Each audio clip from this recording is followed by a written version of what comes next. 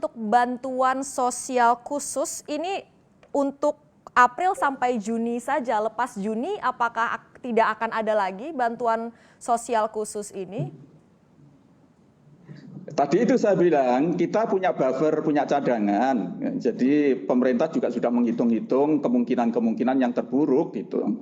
Insya Allah kita masih siap untuk tapi mudah-mudahan tidak terjadi gitu. Mudah-mudahan Juni sudah selesai betul sehingga kita buffer cadangan untuk jaring pengaman sosial kita bisa gunakan untuk tujuan-tujuan atau maksud-maksud yang lebih yang lain, terutama dalam rangka menyongsong apa itu new normal itu jadi suasana normal baru ya. Berarti diasumsikan Juni ini udah new normal ya Pak, tapi masih ada ruang sebenarnya seandainya dinilai perlu bantuan sosial khusus ini tetap bisa misalnya dilanjutkan sampai beberapa bulan mendatang Pak Muhadjir? Insya Allah cukuplah, saya tidak bilang sampai kapan, tapi semakin cepat semakin baik.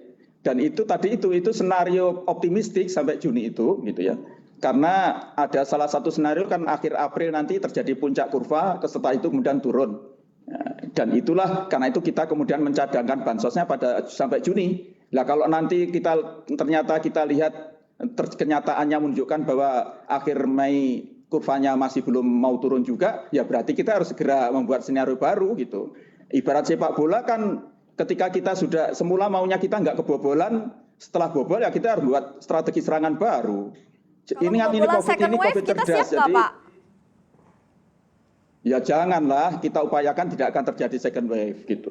Tapi kalau kurvanya landai dan perlu waktu panjang, saya kira kita siap. Yang penting jangan sampai terjadi bergelombang. Karena kalau bergelombang itu semakin anomali, semakin kita sulit untuk melakukan prediksi. Silahkanlah masyarakat, terutama para ahli epidemiologi, menyampaikan berbagai macam senario-senario. Semakin banyak senario, semakin baik, sehingga kita banyak pilihan untuk membuat rancangan-rancangan, terutama dalam kaitannya dengan membangun jaring pengaman sosial, membuat perencanaan pemulihan ekonomi, itu bisa semakin kita pertajam kalau semakin banyak masukan. Atau semakin tambah bingung karena semakin banyak pandangan.